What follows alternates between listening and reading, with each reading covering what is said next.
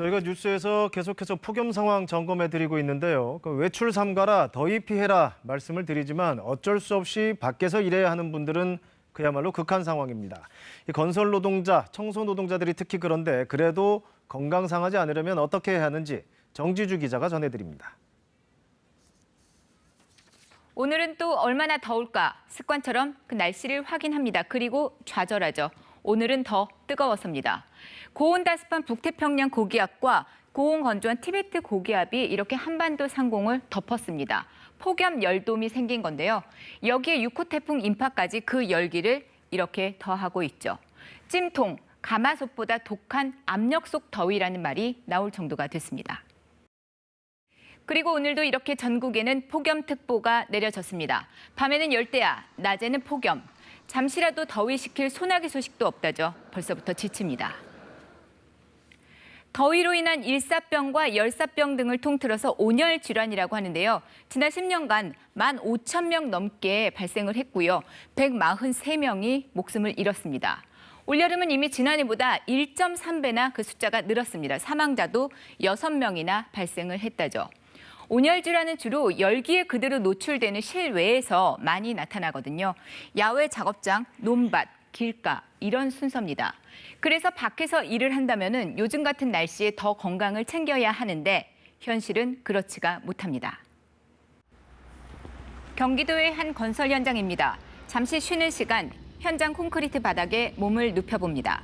80명 일하는데 휴게시설은 컨테이너 한 동과 그늘막 텐트가 전부라섭니다. 그마저도 식당 겸용입니다.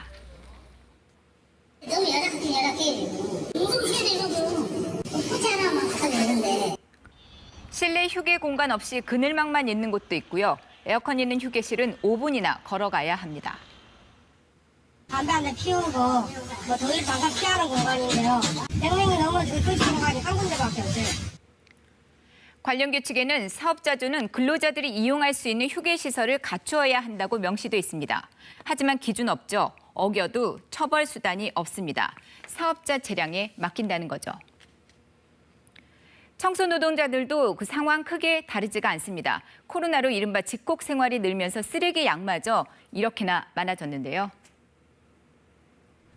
그야말로 산더미입니다. 이런 곳 200곳 돌면서 트럭 가득 쓰레기를 실어야 합니다. 거리의 온도는 36도, 극한 상황의 연속입니다. 요구르트 한 병은 나와요. 온몸이 땀으로 젖는다고 봐야죠. 옷에 배어있는 냄새 때문에 시원한 실내는 꿈도 못 꿉니다. 거리의 그늘에서 잠시 휴식을 취합니다. 청소 위탁업체 차고지에 컨테이너 휴게시설이 있다지만은요. 차로 왕복 40분 거리입니다. 그림의 떡인 거죠. 고용노동부의 가이드라인이 있기는 합니다. 휴게시설을 접근 가능한 곳에 둬야 하고요. 그리고 작업 공간이 만약에 넓다면은 가기 편한 여러 곳에 거점별로 설치를 하란 거죠. 하지만 어디까지나 권고사항입니다. 생활 폐기물 수거 업체 영세한 곳이 많거든요. 이거 지키기 힘든 게 현실입니다. 쉴 데가 좀 있으면 라면에도 끓여 먹을 수 있고 반짝을 할 텐데 그런 걸 못하니까 길거리 생활을 8년 하고 있는 거예요. 그렇게 거리에서 일하는 분들 온열 질환 위험에 그대로 노출돼 있는 상황이죠.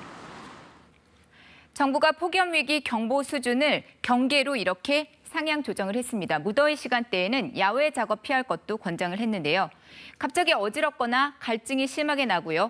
호흡이 각빠지거나 그리고 소변이 잘 나오지 않는다면은 이거 온열 질환을 의심을 해야 합니다. 의식이 있다면은요 시원한 장소로 옮겨서 수분을 섭취하게 하고 의식이 만약 없다면 119 바로 불러야 합니다. 그리고 이 온열 질환을 예방하기 위해서는 목이 안 말라도 수시로 물을 마시고요. 빛을 반사하는 밝은 색상의 가볍고 헐렁한 옷을 입는 게 도움이 됩니다. KBS 뉴스 정지주입니다.